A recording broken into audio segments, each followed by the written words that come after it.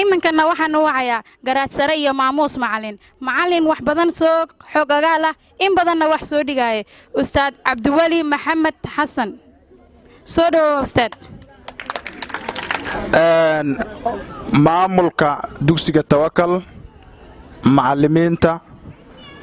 iyo dhammaan ardayda dugsiga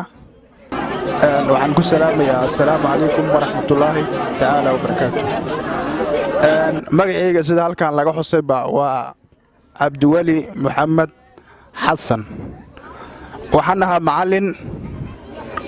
muddo 10 sano ah macallin ah balse hadda halkii sano la soo dhaafay jaasta galaas lama gelin sidoo kale waxaan ahay takhasus oo waxaan ka baxay kulliyadda waxbarashada jaamacadda Banaadir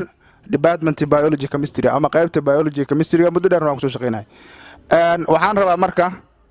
maalintan macallimiinta lagu maamuusayo oo aan maanta fursad u helay in la igu casuumo ama aan ka soo qayb galo dugsiga Tawakal inaan dhowr fursadood uga faa'iideysto marka koowaad ama marka ugu horeyso Allah subhanahu wa ta'ala ayaa mahadsan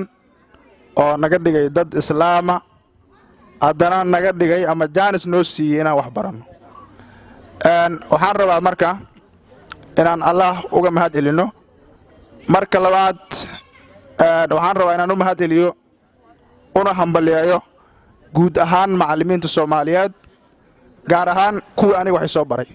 kuwii soo barbaariyay kuwii dugsiga Quraanka ahaadaano kuwii iskuulka ama kuwii jaamacadda intaba waa u mahad celinayaa waan u hambaliyanayaa sidoo kale waxaan u mahad celinayaa una hambaliyanayaa macallimiinta saaxiibadeeya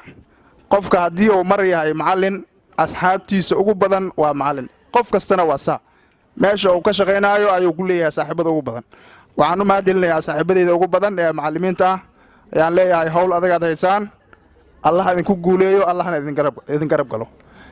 waxaan rabaa sidoo kale ardayda dugsiga Tawakal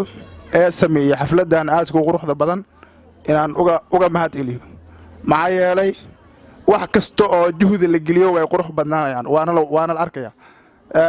haddii aan juhdi iyo waqti iyo wax walba la soo gelin xafladan sidaan uma qurux badnaateen waqti badan aad soo geliseen qarash badan aan ka galay